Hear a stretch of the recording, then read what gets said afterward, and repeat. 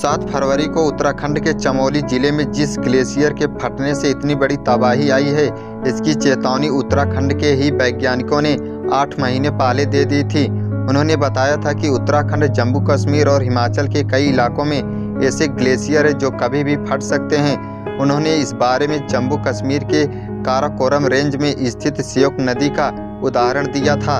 वैज्ञानिकों ने बताया था कि श्योक नदी के प्रवाह को एक ग्लेशियर ने रोक दिया है। इसकी वजह से अब वहां एक बड़ी झील बन गई है। झील में ज़्यादा पानी जमा हुआ तो उसके फटने की आशंका है। यह चेतावनी दी थी देहरादून के वाडिया इंस्टीट्यूट ऑफ जियोलॉजी के वैज्ञानिक ने। वैज्ञानिकों ने चेताया था कि जम्मू कश्मीर, काराकोरम रेंज समेत पूरे हिमाचल क्षेत्र में ग्लेशियर द्वारा नदी का प्रवाह रोकने पर कई झीलें बनी हैं। यह बेहद खतरनाक स्थिति है। 2013 की आपदा के बाद से वैज्ञानिक लगातार हिमालय पर रिसर्च कर रहे हैं। देहरादून के भूविज्ञान संस्थान के शोधकर्ताओं ने एक बड़ी चेतावनी जारी की है। उसके मुताबिक ग्लेशियरों के कारण बनने वाली झीलें बड़े खतरे का कारण बन सकती है। 2013 की भीषण आपदा इसका जीता जागता उदाहरण है कि किस तरह से एक झील के फट जाने से उत्तराखंड में तबाही का तांडव हुआ था। वैज्ञानिकों ने श्योक नदी समेत हिमालयी नदियों पर जो रिसर्च किया है वह international journal global and planetary change में प्रकाशित हुआ है। इस रिपोर्ट में दुनिया के विख्यात जियोलॉजिस्ट प्रोफेसर केनिथ हेविट ने भी मदद की है।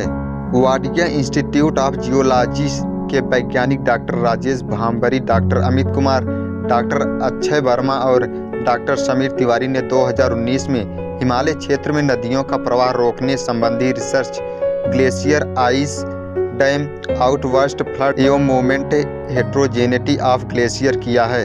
इस स्टडी में वैज्ञानिकों ने श्योक नदी के आसपास के हिमालयी क्षेत्र में 145 लेक आउटबर्स्ट की घटनाओं का पता लगाया है। इन सारी घटनाओं के रिकॉर्ड की एनालिसिस करने के बाद ये रिपोर्ट तैयार की गई है। रिसर्च में पता चला कि हिमालय क्षेत्र की करीब सभी घाटियों में स्थित ग्लेशियर तेजी से पिघल रहे हैं, लेकिन पाक अधिकृत कश्मीर वाले काराकोरम क्षेत्र में ग्लेशियर में बर्फ की मात्रा बढ़ रही है। इसलिए ये ग्लेशियर जब बड़े होते हैं तो ये नदियों के प्रवाह को रोकते हैं। इस प्रक्रिया में ग्लेशियर के ऊपरी हिस्से की बर्फ तेजी से निचले हिस्से की ओर आती है। डॉक्टर राकेश भांबारी ने अपनी रिपोर्ट में लिखा है कि हिमालयी क्षेत्र में ग्लेशियर की स्थिति की लगातार निगरानी जरूरी है।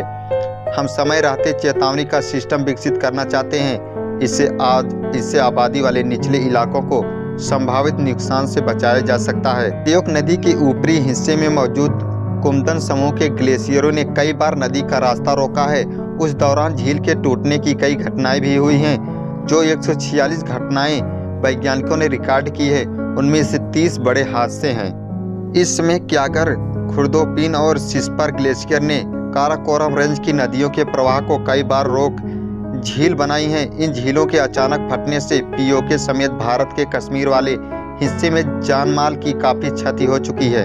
आमतौर पर बर्फ से बनने वाले बांध 1 साल तक ही मजबूत रहते हैं। हाल ही में सिस्पर ग्लेशियर से बनी झील ने पिछले साल 22-23 जून और इस साल 29 मई को ऐसे ही बर्फ के बांध बनाए हैं। ये कभी भी टूट सकते हैं। इसे रोकने के लिए वैज्ञानिकों के पास कोई रास्ता भी नहीं है।